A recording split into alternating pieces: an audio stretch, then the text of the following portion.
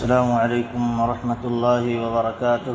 بسم اللہ الرحمن الرحیم، والصلاة والسلام علی سید الانبیاء والمرسلین، نبینا محمد وآلہ وصحبہ اجمعین، اما بعد۔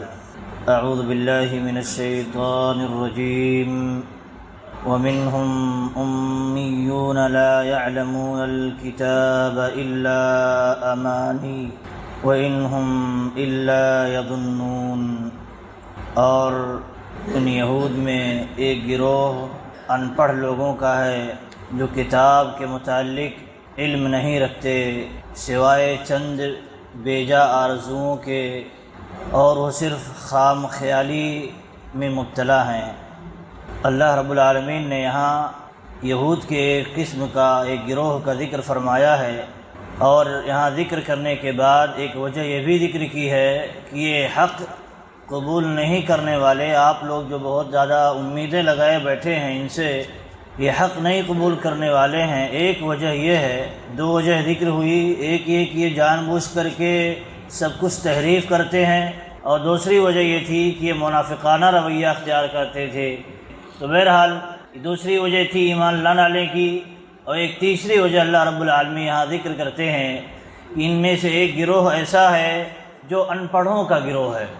امی کہتے ہیں، امی یہ ام کی طرف نسبت کیا گیا ہے، منسوب ہے، اور ام کی طرف نسبت کا معنی یہ ہوا کہ جو اولاد اپنی ماں کے پیٹ سے پیدا ہوتی ہے اس وقت کچھ نہیں جانتی ہے، تو امی کی نسبت اسی ام کی طرف کر دیا گیا ہے، ان کو امی کہا جاتا ہے۔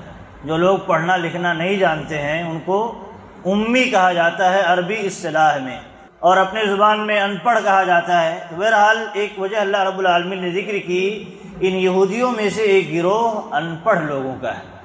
یہ ایک طرح سے مذمت کے ضمن میں ہے، ان پڑھ لوگوں کا ہے، تو پھر ان پڑھ لوگ کیا نہیں سمجھتے یا نہیں علم رکھتے؟ اللہ نے آگے ذکر کیا ہے، ان پڑھ لوگ تو ہیں، ساتھ ہی ساتھ لا یعلمون الکتاب الا امانی، یہ کتاب کے متعلق یعنی تورات کے متعلق جو ان کے پاس موجود ہے یہ کچھ نہیں جانتے سوائے آرزوؤں کے، اور ایک دوسرا معنی کیا گیا ہے سوائے لفظی طور پر پڑھنے کے۔ جو انسان پڑھا لکھا نہ ہو، سمجھدار نہ ہو، نہ سمجھتا ہو معانی و مفاہیم کو، تو کتاب کے اندر کیا موجود ہے وہ نہیں سمجھے گا، اور جب نہیں سمجھے گا تو عقیدہ کیسے بنائے گا؟ جس چیز کا مطالبہ ہے اس بندے سے وہ عمل کیسے کرے گا؟ یہاں مذمت کے ضمن میں اللہ رب العالمین نے ذکر کی ہے کہ یہ گروہ ان کا ان پڑھ ہے، یہ کتاب کے متعلق کچھ نہیں جانتا ہے۔ کتاب میں ہے کیا؟ اللہ رب العالمین ہم سے طلب کیا ہے، نبی کی صفات جو ہیں وہ ہے کیا؟ نہیں جانتا ہے۔ تو یہاں دو معنی اہل علم نے بیان کیا ہے کہ یہ کتاب کے متعلق نہیں جانتے سوائے آرزوؤں کے ایک معنی کیا گیا ہے، اور دوسرا معنی یہ کیا گیا ہے امانی کے معنی کہ سوائے تلاوت کرنے کے۔ تلاوت کرنا اور اس کا معنی مفہوم نہ جاننا بھی ان پڑھوں ہی کا ایک کام ہے۔ قرآن پڑھے، قرآن پڑھتا رہے، قرآن کا معنی مفہوم نہ جانے، نہ سمجھے، یہ بھی کہتے ہیں ان پڑھ کی ایک قسم ہے۔ اور جب انسان پڑھا لکھا نہیں ہوتا ہے اور کسی چیز کو سمجھتا نہیں، اللہ رب العالمین کے فرمان کو، اللہ رب العالمین کی کتاب کو نہیں سمجھتا ہے، وہ آرزوؤں میں زندگی گزارتا ہے، اللہ کے نبی صلی اللہ علیہ وسلم نے بیان فرمایا، الکیس من دان نفسہ وعمل لما بعد الموت، ہوشیار وہ آدمی ہے جو اپنے نفس کا محاسبہ کرتا رہتا ہے، جائزہ لیتا رہتا ہے، پرکھتا رہتا ہے، اور موت کے بعد کی زندگی کے لیے عمل کرتا ہے۔ یہ ہوشیار کا کام ہے۔ اور وہیں کا والعاجز من اتبع نفسہ ہواہا وتمنى علی اللہ الامانی، اور عاجز و نکما آدمی کون ہے؟ جو اپنے خواہش کی پیروی کرتا ہے، خواہش کی پیروی کے بعد بھی امیدیں لگاتا ہے، کتنا ہے؟ بہت بڑی بڑی امیدیں لگاتا ہے رب العالمین سے۔ اللہ تو غفور رحیم ہے، رحمت والا ہے، مغفرت والا ہے، بخش دے گا، جنت نماز دے گا۔ خواہش کی پیروی کر رہا ہے، عمل نہیں کر رہا ہے، خواہش کی پیروی کر رہا ہے، اور اس کے ساتھ ساتھ آرزوئیں بڑی لمبی لمبی رکھتا ہے۔ ایسوں کو حق نہیں ہے کہ آرزوئیں لمبی لمبی رکھیں، لیکن کیا ہے؟ بیماری ہے جو انسان کچھ نہیں کر سکتا، جتنا نکما ہوتا ہے اتنی زیادہ اس کی آرزویں لمبی لمبی ہوتی، فہرست لمبی لمبی آرزوؤں کی ہوتی۔ تو یہاں اللہ کے نبی صلی اللہ علیہ وسلم نے عقل مند اور بیوقوفوں کی نشانی بیان کر دی ہے۔ تو یہاں بھی وہی ایک معاملہ ہے، ان ان پڑھوں کا، ان بیوقوفوں کا، یہود کا معاملہ یہ ہے، ان پڑھ ہیں اور ساتھ ہی ساتھ کچھ سمجھتے بھی نہیں ہیں، اور سمجھتے نہیں ہیں تو کیا کرتے ہیں، صرف آرزویں لمبی لمبی رکھتے ہیں۔ یہ کہتے ہیں قالوا لن يدخل الجنة الا من كان هودا او نصارى تلك امانيهم۔ یہ کیا کہتے ہیں، جنت میں کون جائے گا، صرف جنت کے ٹھیکیدار ہم ہی ہیں، بس یہود و نصارہ ہی جنت کے ٹھیکیدار ہیں اور کوئی جنت میں جانے والا نہیں ہے۔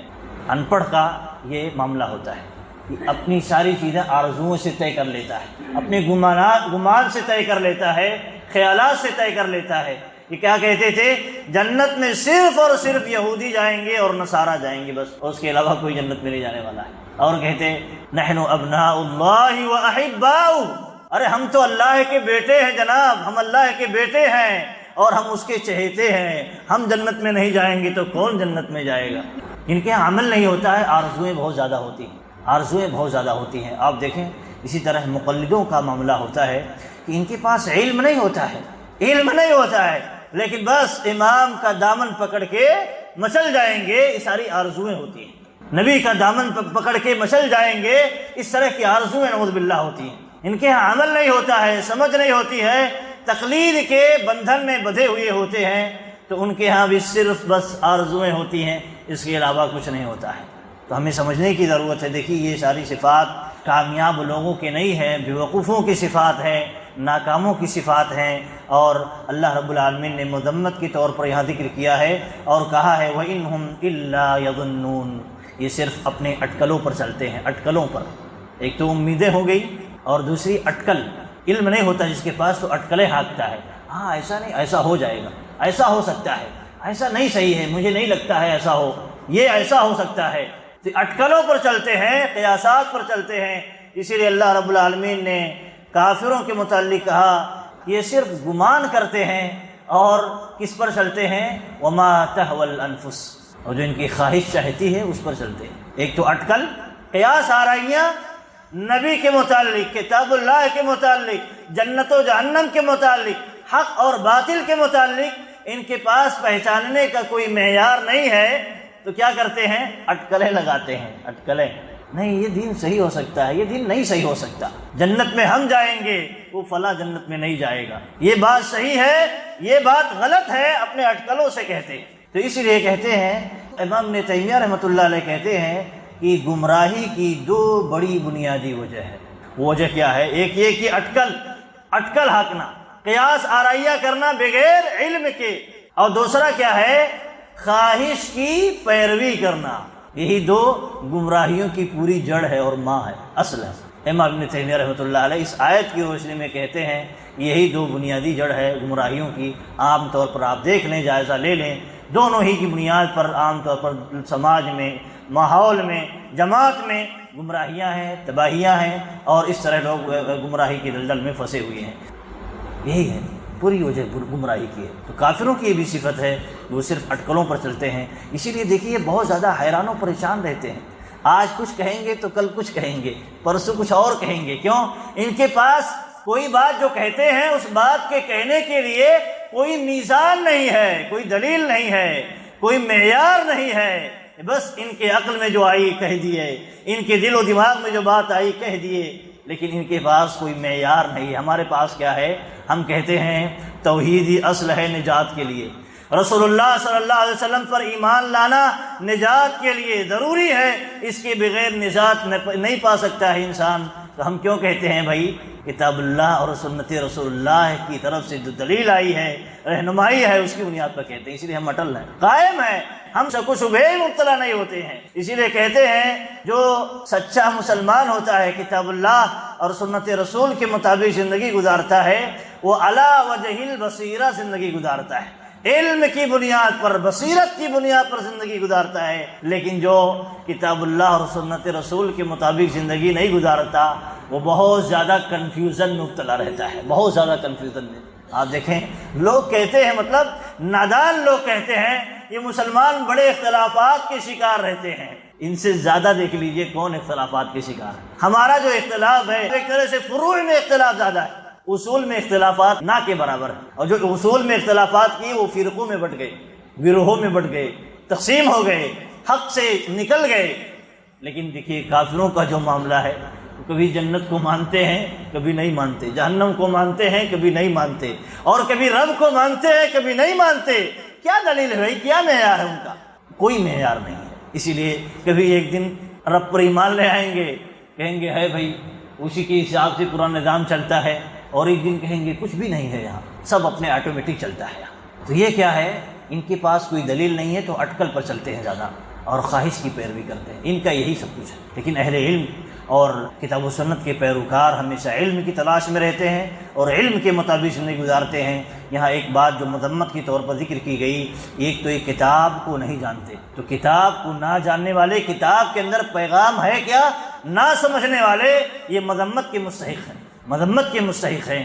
اور دوسری بات یہ ہے کہ جو صرف آرزوؤں پر زندگی گزارتے ہیں وہ بھی مذمت کے مستحق ہیں، وہ بیوقوف لوگ ہیں۔ ایسے ہی ایک بات یہ ہے کہ جو صرف گمان پر چلتے ہیں، اٹکل پر چلتے ہیں، قیاس آرائیوں پر زندگی گزارتے ہیں اور اپنی عقل کو ہی سب کچھ مانتے ہیں۔ عقل سب سے بڑا ہے، کتاب و سنت سے بھی بڑا عقل ہے، جو مانتے ہیں وہ بھی مذمت کے زمرے میں آتے ہیں۔ ایسے لوگ کامیاب نہیں ہونے والے ہیں، حق پر قائم نہیں رہنے والے ہیں۔ اور ایک بات یہاں یہ بھی ذکر کی ہے، دیکھیے اللہ کے نبی صلی اللہ علیہ وسلم بھی دیکھیے امی تھے، امی کا یہاں جو تذکرہ ہوا، اللہ کے نبی صلی اللہ علیہ وسلم بھی امی تھے، لیکن امی کے درجے سے انسان اٹھ جاتا ہے۔ کیسے؟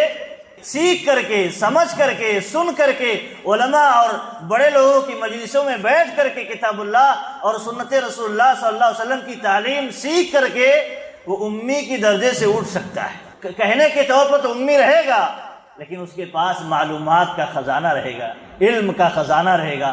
نبی صلی اللہ علیہ وسلم بھی لکھنا پڑھنا نہیں جانتے تھے، لیکن کیا ہے، اللہ رب العالمین کی طرف سے جو وحی نازل ہوتی تھی سن کر کے، سمجھ کر کے اپنے دل و دماغ میں بٹھا لیتے تھے اور عملی زندگی میں اس کا مظاہرہ کرتے تھے۔ اس لیے انہیں نبی کہا گیا، عالم کہا گیا، اور تمام علماء کا سردار کہا گیا، تمام انبیاء کا سردار کہا گیا۔ یہ دیکھیے امی کے درجے سے بھی انسان اٹھ سکتا ہے، جو لکھنا پڑھنا نہیں جانتا وہ بھی اس درجے سے اٹھ سکتا ہے، سیکھ کر کے، سن کر کے، علم کی مجلسوں میں بیٹھ کر کے اپنے آپ کو سنوار سکتا ہے۔ اور دوسری بات یہاں یہ بھی دیکھیے اللہ رب العالمین نے یہ جو ذکر کیا ہے کہ یہ لوگ پڑھنا لکھنا نہیں جانتے تھے، اور ایک بات یہاں جو ذکر کی ہے وہ صرف صرف زبانی طور پر پڑھتے تھے۔ امانی کے دو معنی جو ہیں، ایک آرزوئیں اور دوسرا معنی یہ ہے کہ صرف پڑھنا جانتے تھے، لفظی طور پر معنی مفہوم نہیں جانتے تھے، تو ان کی بھی مذمت ہے، مذمت ان کی بھی ہے کہ جو لوگ صرف لفظی طور پر قرآن کو پڑھتے ہیں اور پڑھانے والے، سکھانے والے، سمجھانے والے موجود ہیں، اس کے باوجود بھی نہیں سیکھتے، نہیں سمجھنے کی کوشش کرتے، تو وہ بھی مذمت کے زمرے میں آتے ہیں، مذمت کے زمرے میں آتے ہیں۔ اور عام طور پر ایسے لوگ اندھی تقلید کے شکار ہوتے ہیں، اندھی تقلید کے شکار ہوتے ہیں، جو ان کے سردار، ان کے بڑے کہہ دیے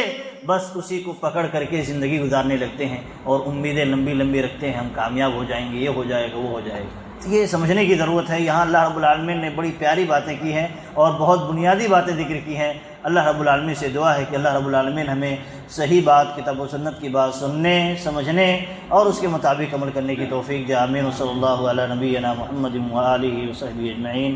السلام علیکم ورحمۃ اللہ وبرکاتہ۔